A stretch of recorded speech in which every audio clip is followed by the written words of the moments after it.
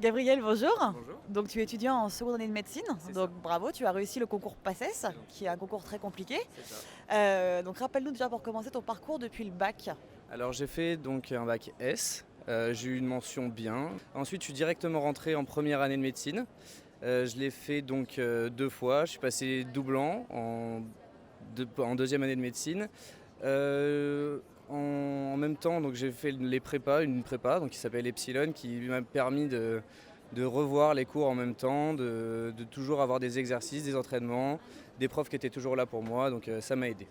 Comment ça se passe? Donc c'était une prépa en même temps, en parallèle, c'était que l'année de médecine. On appelle ça prépa, mais c'est plus des cours en parallèle qui reprennent les cours de la fac. C'est pas, c'est en gros c'est une aide mais c'est pas une prépa. Quand on entend prépa, on se dit tout de suite Louis le Grand, Henri IV, mais c'est plus des cours en parallèle qui aident l'étudiant à reprendre ce que le prof a dit en cours, parce que c'est pas forcément acquis dès la première écoute.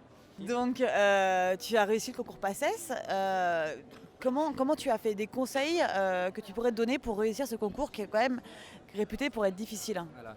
Alors une vie pas forcément très disons joviale, c'est quand même énormément de boulot. Je faisais à peu près de 9 h à 23 h de travail. Enfin, de 9 h du matin à 23 h je travaillais à peu près. Bon, après il y a forcément les pauses et tout ça. Il y avait les sorties le samedi soir. Donc on peut quand même sortir en première année médecine, ça c'est assez important à savoir, parce qu'il y a des gens qui disent on va s'enfermer, on va plus voir nos amis. C'est faux, on peut sortir. Il y avait aussi quelques grasses matinées, mais après c'est des grasses matinées, ça veut dire 10 h du matin, c'est pas non plus 13 h. Donc, Samedi, dimanche, de 10h à 23h aussi? exactement. En médecine, il faut savoir quelque chose, c'est qu'il n'y a pas de week-end, il n'y a pas de jour férié, il y a rien. À partir du moment où on peut travailler, on le fait. Ça c'est le plus important à savoir, et vraiment c'est quelque chose qui est difficile à la sortie du lycée à comprendre, mais au final on s'y fait et voilà, on travaille et puis ça marche. Tu penses que le concours, tu l'aurais pas eu sans la prépa? Disons que c'est compliqué parce que la prépa, c'est vraiment une aide en plus. Certes, ça fait pas tout, parce que bon, une prépa, c'est bien beau de dire ça comme ça avec des cours en plus, c'est génial, on peut tout revoir, on peut tout poser comme question. C'est vrai.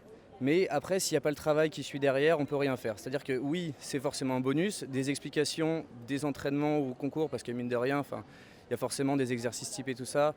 Oui, forcément c'est bien, mais après, il faut travailler tout le temps, tout le temps, tout le temps. Donc moi, je pense que vu que je ne suis pas un gros travailleur dans l'âme, je pense que le fait d'avoir cette petite aide au quotidien, oui, ça m'a aidé. Après, je ne suis pas sûr que tout le temps, ce soit forcément utile. Mais pour moi, oui, ça a été utile.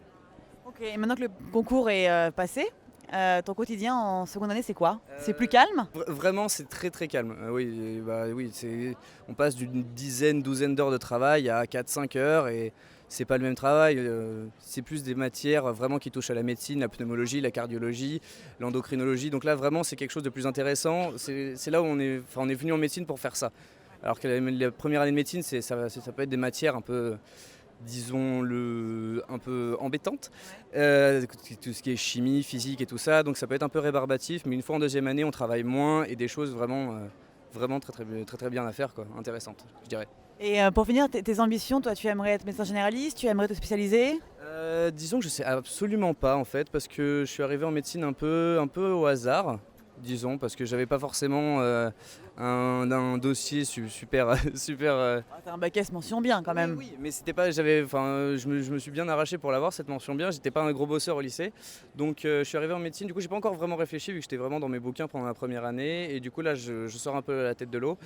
Donc je sais pas encore vraiment ce que je veux faire, mais de toute manière, je verrai bien. On a plein de stages de la deuxième à la sixième année, puis même pendant l'internat, on peut faire plein de trucs. Donc le choix, ça se fera éventuellement dans 6, 7, 8 ans.